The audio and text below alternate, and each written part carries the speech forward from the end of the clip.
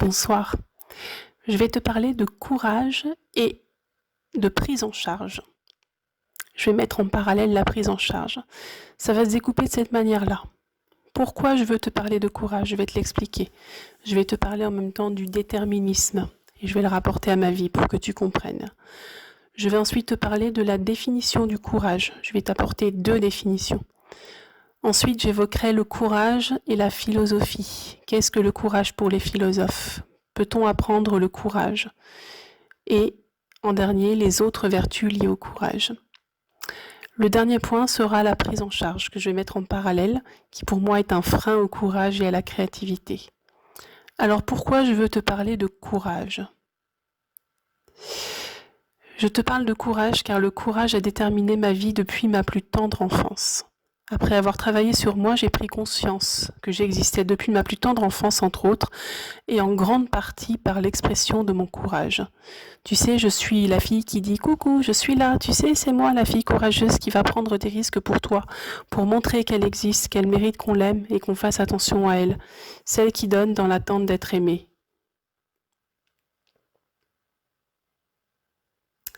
Alors oui, ma vie a été déterminée par mon courage, donc je vais te parler du déterminisme pour que tu comprennes.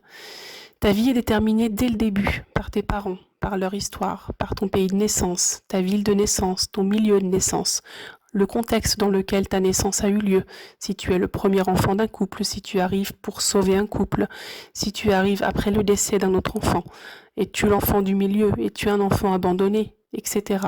Tout ça, et c'est prouvé, a une influence sur ton existence.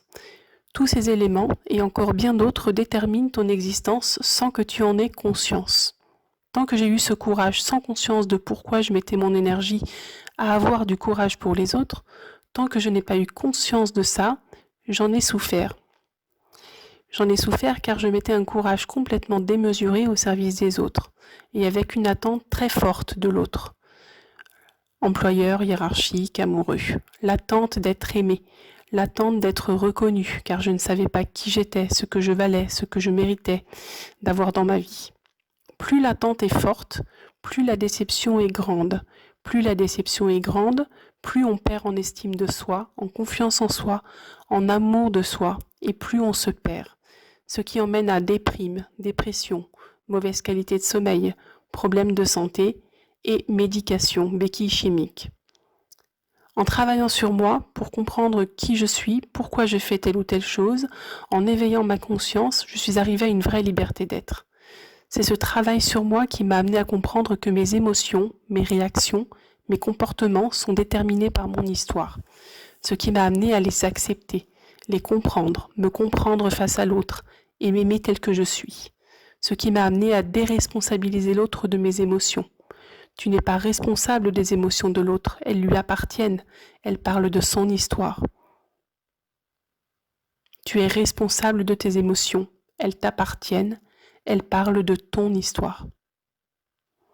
Alors maintenant, on va voir 2 définitions du courage que j'ai trouvées dans le Larousse. Première, force, énergie et envie de faire une action quelconque. Deuxième définition, fermeté, force de caractère qui permet d'affronter le danger, la souffrance, les revers, les circonstances difficiles. Dans notre vie, le courage peut être employé effectivement dans 2 cas.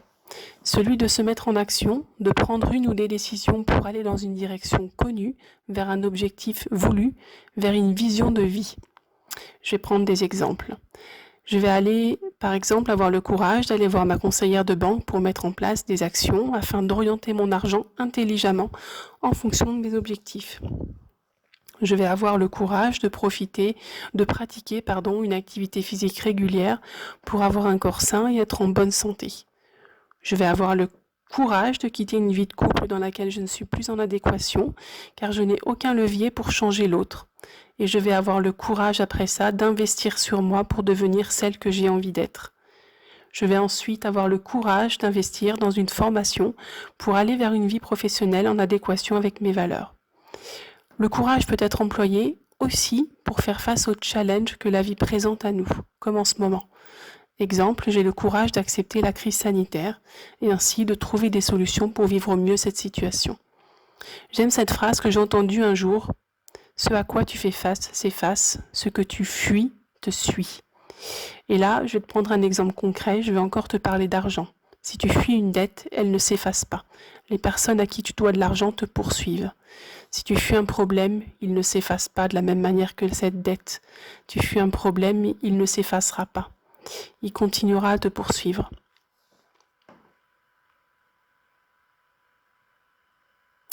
Alors maintenant, on va parler de philosophie. Je m'intéresse à la philosophie depuis quelque temps.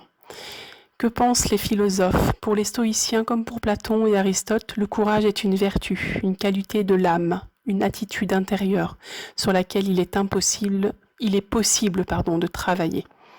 Quand on évoque le courage, on a tendance à penser à la peur, à la crainte. Platon et Aristote insistent bien sur le caractère réfléchi du courage. Au contraire de la témérité qui nous pousse à agir sans réfléchir, le courage, lui, nous fait agir selon une réflexion et une prise de conscience des dangers. Il n'y a donc aucune crainte à avoir quand on agit avec courage, car les dangers sont évalués.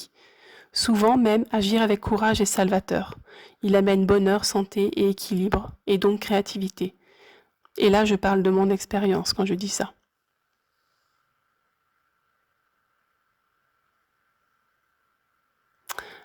Sénèque dit « La force ne vient à l'âme que par la science, par l'étude réfléchie de la nature », ce qui illustre encore une fois le fait que être courageux, ce n'est pas irréfléchi. Ce que je comprends en lisant cette phrase, donc, c'est que c'est en réfléchissant et en comprenant la nature des dangers que l'on devient fort et courageux. Ce qui caractérise le courageux, ce n'est pas les actes qu'il pose, mais son attitude face à la situation vécue, sa capacité à agir malgré le danger, malgré sa crainte, sa capacité à persévérer dans l'effort malgré les circonstances, sa capacité à rester calme malgré les difficultés. Le courage est essentiel dans la vie, parce qu'il permet le passage à l'acte, l'adéquation entre le dire et le faire, l'alignement entre parole et action, ce que j'appelle la congruence, la condition essentielle à la sérénité de l'esprit et en conséquence à la sérénité du corps. Peut-on apprendre le courage? Selon les philosophes, et j'aime assez cette idée, le courage est une vertu qui est à développer. Le courage s'apprend par répétition d'actes courageux. En bref, tu peux t'entraîner à être courageux. Et il y a d'autres vertus qui sont liées au courage. Peut-être que tu as envie de ressembler à ça. Le courage nécessite donc persévérance et constance. Le courage est positif si tu as conscience du pourquoi tu en fais preuve, si tu as conscience de là où tu mets ton énergie et ce que ça va t'apporter. Alors j'avais envie de mettre en parallèle la prise en charge par rapport au courage parce que je trouve qu'elle est un frein. Selon moi, dans certaines circonstances et sans conscience, la prise en charge coupe tout courage, est un frein à l'action, un frein à la créativité, à la prise de décision. C'est un frein au développement de l'adulte que tu veux devenir et un frein à la réalisation de toi. Je t'explique. Tu as été pris en charge au début de ta vie par tes parents, et ça, c'est ok. Comme tu l'as vu tout à l'heure, ce sont eux au départ qui déterminent ta vie. C'est ensuite en développant ton libre arbitre, en te posant des questions sur ton éducation, en faisant du tri sur ce que tu veux garder de celle-ci et ce que tu veux jeter, en ouvrant ton esprit, que tu te coupes de cette prise en charge, que tu coupes ce cordon ombilical mental qui te maintient dans l'état enfant, que tu deviens l'adulte que tu veux être. Quand je parle d'état enfant, je parle de l'analyse transactionnelle, évidemment, je fais référence à ça.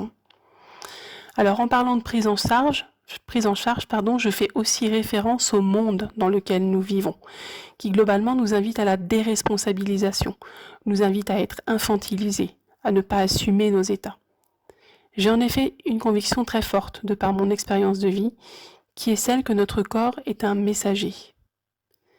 Et en parlant de ça, je vais parler de la médecine orientale, car la maladie, pour la médecine orientale, témoigne d'un obstacle à la réalisation du chemin de vie. La conscience exprime par le corps et par la maladie ce qui entrave le plein épanouissement de ta vie. Je t'invite à lire le livre de Michel Oudol. Dis-moi où tu as mal, je te dirai pourquoi. Il est très intéressant. Je disais récemment, lors d'un échange, que notre système de santé, en parlant de la sécurité sociale, entre autres, n'était ni plus ni moins qu'un outil qui prend en charge notre santé, à l'image d'une maman, et qui nous en déresponsabilise. En effet, si tu avais à payer tes frais de santé, n'irais-tu pas beaucoup moins chez le médecin et ne chercherais-tu pas des solutions autres pour prendre soin de toi et aller bien ? J'avais aussi envie de te parler de prise en charge car dernièrement, j'ai été confrontée à une personne qui voulait faire appel à mes services. Sa demande était clairement celle de devenir adulte face à un homme, de prendre les rênes, de ne plus avoir peur d'elle-même, de ses relations avec les autres. Elle s'est orientée vers un accompagnement pris en charge pour partie, et ce type d'accompagnement que je ne souhaite pas dénigrer est pour moi infantilisant. Pourquoi ? Car accepter, affronter versus ne pas fuir la réalité dans laquelle tu vis, la réalité de ton histoire, c'est ça, avoir du courage, c'est ça devenir adulte. Et l'argent est un faux problème, il n'est pas palpable, il n'est pas réel. Affronter cette peur du manque d'argent, c'est commencer à devenir l'adulte que l'on veut devenir, c'est se prendre en main, c'est affronter le système et son fonctionnement, et trouver des solutions pour vivre bien à l'intérieur de ce système. En résumé, aie le courage de faire du tri. Aie le courage d'investir sur toi pour devenir une meilleure version de toi-même chaque jour. Aie le courage de prendre des décisions. Aie le courage de l'action. Aie le courage de l'action consciente. Aie le courage de l'action consciente qui t'emmènera vers ta vision de vie, vers tes objectifs. Accepte les aléas de la vie. Accepte ce à quoi tu ne peux rien changer et bouge, vis. Je te propose de t'abonner à ma chaîne pour m'encourager dans mon évolution, dans mes réflexions et par conséquent dans les tiennes, relation cause à effet. Je te mets le lien de mon site internet pour que tu ailles voir mes offres et ainsi que le lien de ma page Facebook sur laquelle j'organise un live tous les mercredis à 13h.